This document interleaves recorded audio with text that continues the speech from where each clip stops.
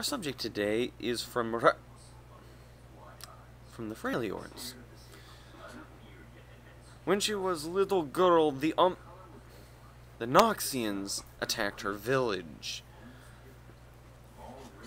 This had left her village absolutely devastated.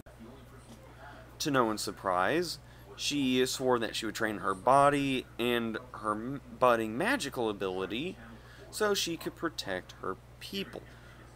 While out training one day, a Noxian raiding party came upon her.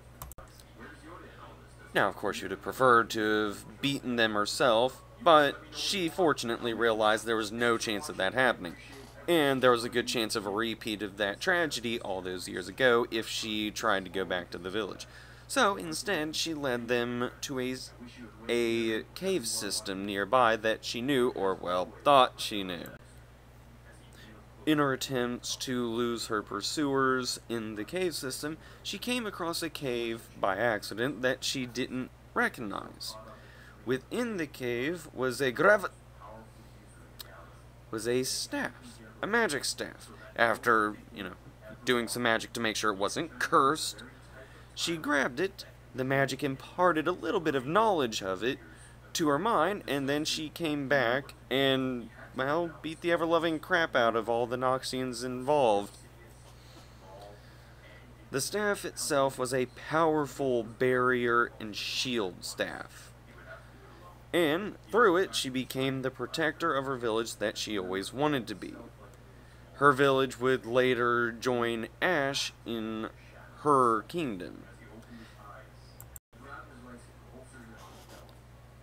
What was all that about? You're ripping off Zyra from Overwatch, aren't you? Why, yes, Fishbones. Yes, I am. By the way, Overwatch is owned by Blizzard.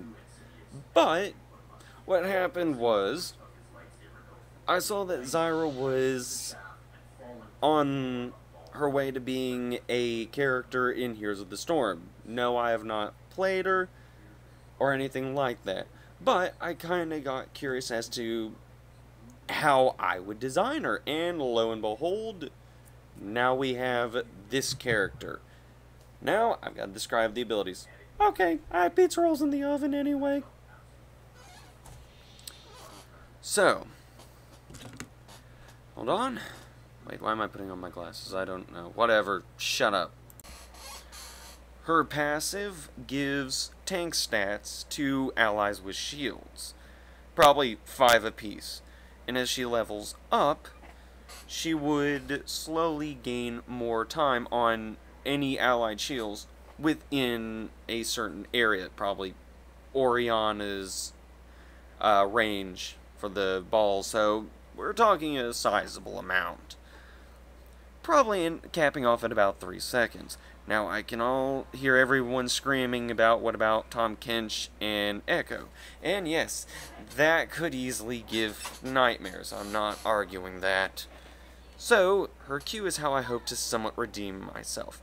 And keep in mind, she's an AP caster, so everything that runs on, anything that has a variable is going to be run off AP there, because I keep forgetting it. We'll do things a little bit differently because the ult should be described first. It's kind of like Donger's ult. It makes your other powers more powerful. I should have said abilities. Oh well, whatever. Screw it, who cares? All you really get by leveling it up is the cooldown shortens. So this would be a character that probably have their ult rather often. Her Q normally is a simple point and click do damage ability. Not impressive, but reasonable. But against shielded opponents, it'll do extra damage based on a percentage of the shield. And if you ult it, it takes out the shield, then does damage. The idea is you're taking the shield, shattering it, and then impaling them with the shield. This, of course, does magic damage.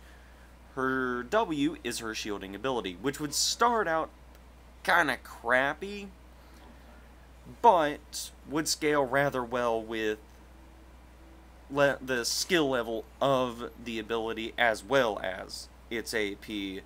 So by mid-game, it'll be doing pretty good, and by late game, people are probably going to cry themselves to sleep.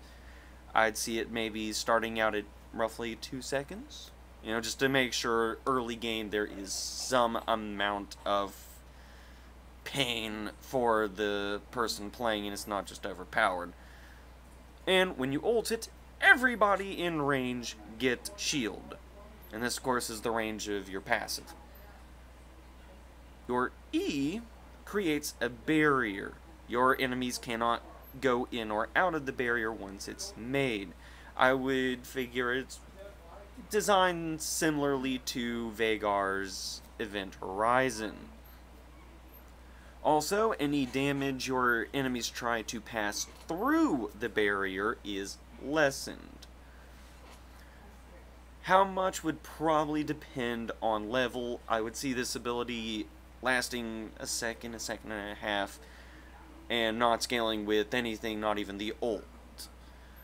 The main thing the ult does is, A, decrease the damage a bit more, and at the end of the duration, it would implode, knocking everyone up and in, and doing damage.